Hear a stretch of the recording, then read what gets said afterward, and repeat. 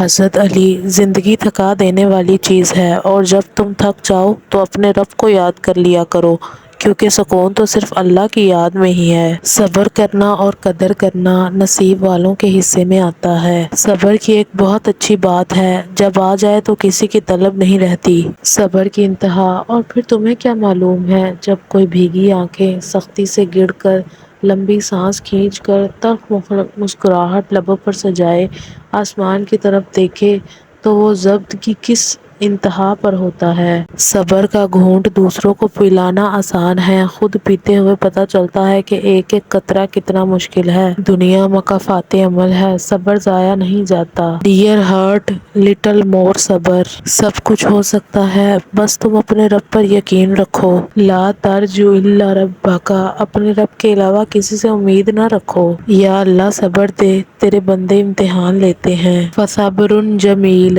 بس صبر ہی بہتر ہے۔ صبر، patience, life is not a race, keep calm, your time will come انشاءاللہ۔ وقت کا تو کام ہے گزرنا، برا ہو تو صبر کرو، اچھا ہو تو شکر کرو۔ صبر is when your heart burns but you remain silent. صبر، پوچھا گیا صبر کسے کہتے ہیں؟ جواب ملا، جب تمہاری آنکھیں آنسوؤں سے نم ہوں مگر زبان پر شکوہ نہ ہو، اور دل اس بات کی گواہی دے رہا ہو کہ اللہ جو کرتا ہے بہتر کرتا ہے۔ اللہ جانتا ہے آپ کو کس شدت سے انتظار ہے، وہ دلوں کے حال تک سے واقف ہے، بس صبر کریں۔ تھک گئے ہو، دیکھو پریشان مت ہو، وہ اپنے بندے کو مسلسل تکلیف میں نہیں رکھتا، راحتیں جلد نصیب ہوں گی انشاءاللہ۔ جب تم اللہ کی چاہت پر سر جھکا دو، پھر وہ تمہاری چاہت کے لیے بھی کن کہہ دیتا ہے، کن فیا کن۔ وہ عطا کرے تو شکر اس کا، اور وہ نہ دے تو ملال نہیں۔ میرے رب کے فیصلے کمال ہیں، ان فیصلوں میں زوال نہیں۔ جوانی کی عبادت،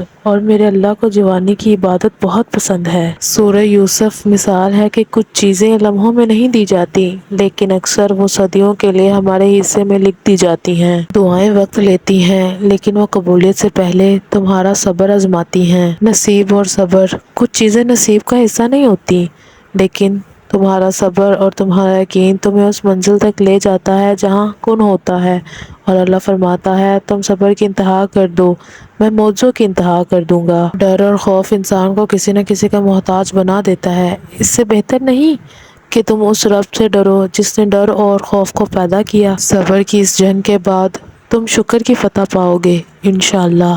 سنو، کیا تم سوچتے ہو جو چاہو گے فوراً مل جائے گا؟ دیکھو قرآن پاک کیا کہتا ہے، کل امر مستقر، ہر کام کا ایک مقرر وقت ہے۔ منزل پہ پہنچ رہے ہیں تو کانٹوں سے مت گھبرانا، کانٹے ہی تو بڑھا دیتے ہیں رفتار قدموں کی۔ میں نے خدا سے اپنی ذات کے لیے صرف صبر مانگا ہے۔